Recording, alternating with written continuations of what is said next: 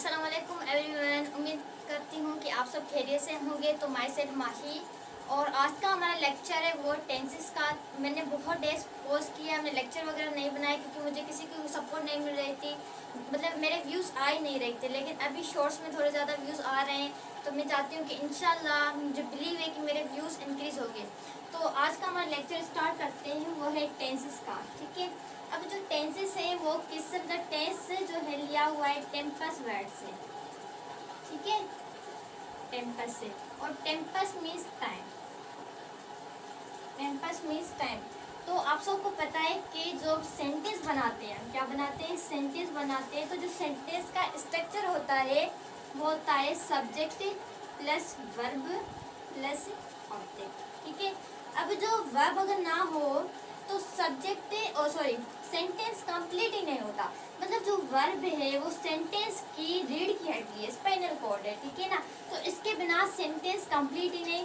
अब वर्ब का काम क्या है, वर्ब है डूअर ऑफ एन एक्शन। ठीक है ना, ये एक्शन दिखाता है। तो एक्शन जो है वो कब होता है, किस टाइम होता है, हमें कैसे पता चले, वो हमें टेंसेस के जरिए पता चलता है। सही है, वो हम किसके जरिए पता चलता है, वो हमें टेंसेस के जरिए पता चलता है।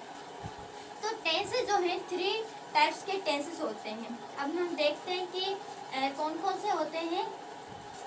पहले जो है वो होता है प्रेजेंट। सही है, एंड उसके बाद होता है पास्ट, और उसके बाद होता है फ्यूचर। 3 टाइप्स हैं टेंसेस के, और ऐसे ही इन तीनों के 4 टाइप्स हैं। सही है, अगर मैं आपको एक सिंपल सा एग्जांपल दूं कि एक आदमी है, ठीक है ना, उसके 3 बेटे हैं। उसके क्या है, 3 बेटे हैं, तो उन 3 बेटों के भी और 4 बेटे हैं। ये सिंपल सा एग्जांपल है, सही ना। अब इनके भी 4 टाइप्स हैं। तो पहले है सिंपल, उसके बाद कंटिन्यूअस, उसके बाद परफेक्ट, उसके बाद परफेक्ट कंटिन्यूअस। अगर हम प्रेजेंट के हिसाब से देखें तो पहले होता है प्रेजेंट सिंपल, उसके बाद होता है प्रेजेंट कंटिन्यूअस, उसके बाद होता है प्रेजेंट परफेक्ट। ठीक है, और उसके बाद होता है प्रेजेंट परफेक्ट कंटिन्यूअस। ऐसे ही पास्ट में होता है, पहले पास्ट सिंपल होता है, जैसे पास्ट सिंपल, उसके बाद पास्ट कंटिन्यूअस, उसके बाद पास्ट परफेक्ट, उसके बाद पास्ट परफेक्ट कंटिन्यूअस। सही है, ऐसे ही फ्यूचर में भी होता है, पहले फ्यूचर सिंपल होता है। सही है ना, अगर इसके हिसाब से देखे जाए कि पहले फ्यूचर सिंपल होता है, फिर फ्यूचर कंटिन्यूअस होता है, फिर फ्यूचर परफेक्ट होता है, फिर फ्यूचर परफेक्ट कंटिन्यूअस होता है। तो जो आज का हमारा लेक्चर है वो है प्रेजेंट सिंपल पे। ठीक है ना, क्योंकि ये सारे टेंसेस एक साथ भी नहीं पढ़ सकते, क्योंकि मतलब एक स्टूडेंट अगर सारे साथ साथ पढ़े तो उसको समझ नहीं आएगा। ठीक है ना, अगर कॉन्सेप्ट आप सबको क्लियर करना है तो ये वीडियो जो है वो जो बिगनर है उनके लिए भी है, और जो एडवांस लेवल पढ़ रहे हैं उनके लिए भी है, या जो अगेन पढ़ रहे हैं, मतलब अपने एक बार लेक्चर सुन लिया लेकिन रिपीटेशन के लिए पढ़ रहे हैं, ये उनके लिए भी। और इंशाल्लाह मैं ट्राई करूँगी कि ये लेक्चर आप सबके लिए बेनिफिट हो, आप सबको समझ आए, आप अच्छे से अंडरस्टैंड कर पाए। ठीक है, तो अभी हम प्रेजेंट पढ़ेंगे।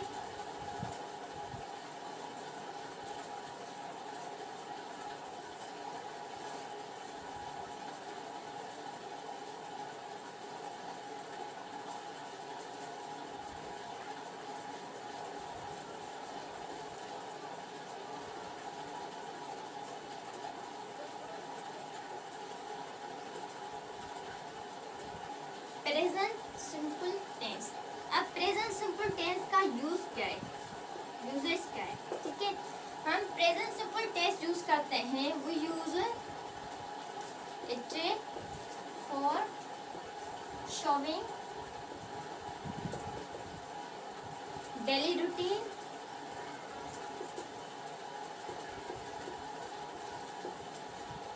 and daily routine habits and universal truth।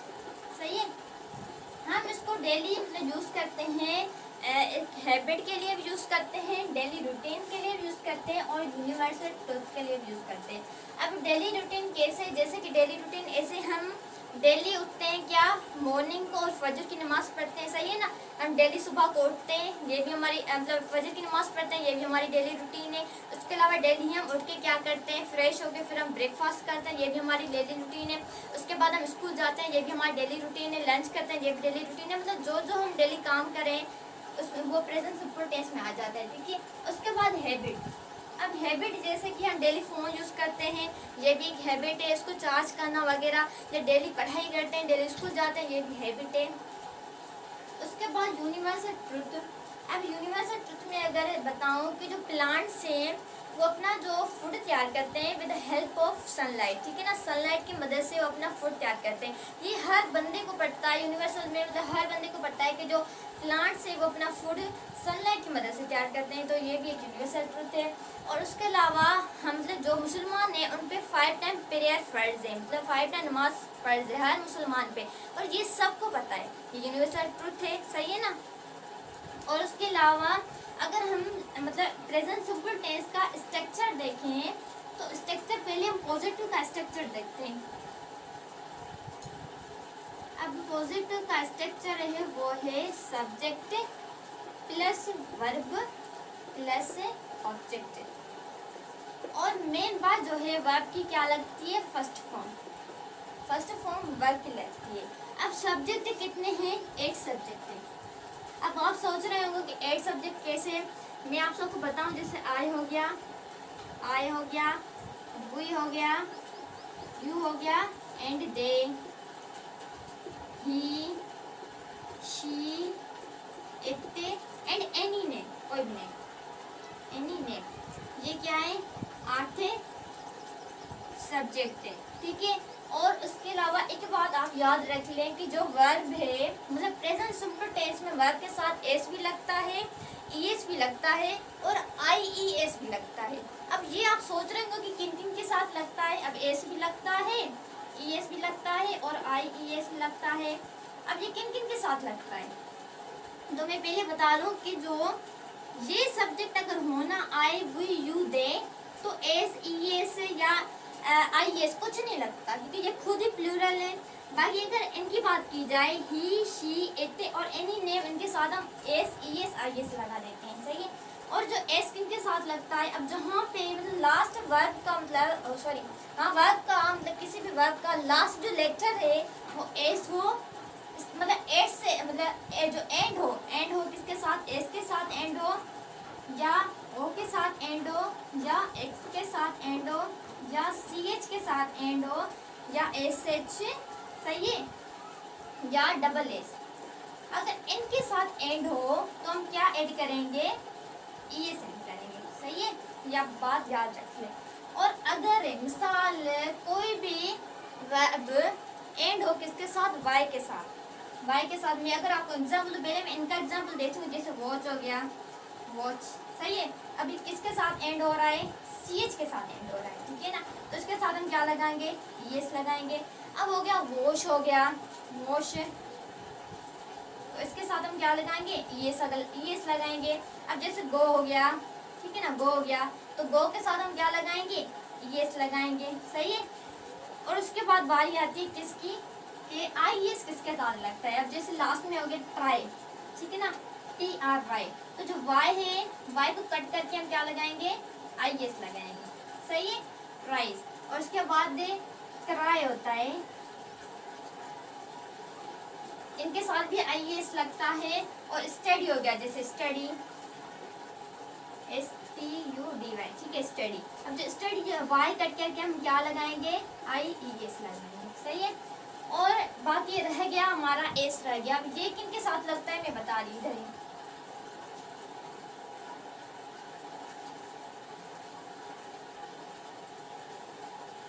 अच्छा, मैं आप सबको एक एग्जांपल दी हूँ, मिसाल के शी स्पीक इंग्लिश, सही है, शी स्पीक इंग्लिश। अब यहाँ पे जो है ये हमारा सब्जेक्ट वो क्या है, सिंगुलर है, सही है, सब्जेक्ट सिंगुलर है, तो वर्ब के साथ तो कुछ लगना चाहिए ना। अब ना ही यहाँ पे लास्ट में वाई है, ना ही यहाँ पे लास्ट में क्या है, ES एस एस CH कुछ भी नहीं है, तो क्या लगेगा इसके साथ एस लगेगा, नहीं तो ये सेंटेंस कंप्लीट ही नहीं होगा, तो यहाँ पे एस लगना जरूरी है। सही है, तो ये पॉजिटिव का बन गया, ये क्या बन गया, पॉजिटिव का बन गया प्रेजेंट सिंपल टेंस। ये पॉजिटिव का सेंटेंस है, आप याद रख लें कि ये पॉजिटिव का इसका स्ट्रक्चर है subject, first form verb and object. अभी हम नेगेटिव की तरफ चलते हैं।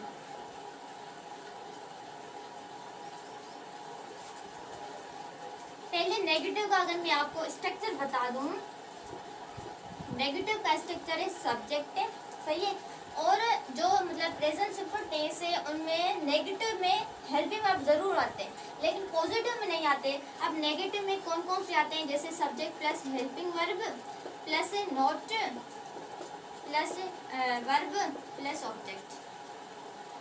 अब सब्जेक्ट कोई भी सब्जेक्ट है, उसके बाद हेल्पिंग वर्ब होते हैं डू और डज, सही है, उसके बाद नोट वही लगेगा, वर्ब वही लगेगा और ऑब्जेक्ट भी वही जो भी लगाना हो, सही है, ये बात आप याद रख लें।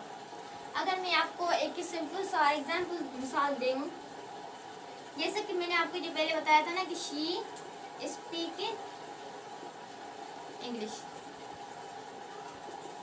शी स्पीक इंग्लिश, ठीक है ना, स्पीक्स पॉजिटिव लगता है, लेकिन अगर मैं नेगेटिव बना रही तो मैं ये एस मिटा दूँ क्लास में, सही है, शी डू। अब इनके मतलब ये आप याद रख लें कि जो डज है वो किनके साथ लगता है और डू किनके साथ लगता है। अब डू लगता है ही, और सॉरी डज लगता है ही, शी, इट, और जो भी नेम हो एनी नेम के साथ क्या लगता है, डज लगता है। और जो आई है, आई, वी, यू और दे, इनके साथ क्या लगता है, डू लगता है। अब यहाँ पे सिंगुलर है तो इनके साथ क्या लगेगा, डज लगेगा, शी डज, उसके बाद नोट लगेगा, speak English, she does not speak English, ये नेगेटिव का बन गया, इसका बन गया नेगेटिव का। इस तरीके से बहुत सारे सेंटेंस आप कन्वर्ट कर सकते हैं पॉजिटिव टू नेगेटिव में, ठीक है। अब हम लास्ट रह गया हमारा इंट्रोगेटिव, ठीक है ना। इंट्रोगेट के बाद हमारा चैप्टर जो है ये मतलब टॉपिक है उसकी एंड हो जाएगी। तो इंट्रोगेटिव का स्ट्रक्चर क्या है,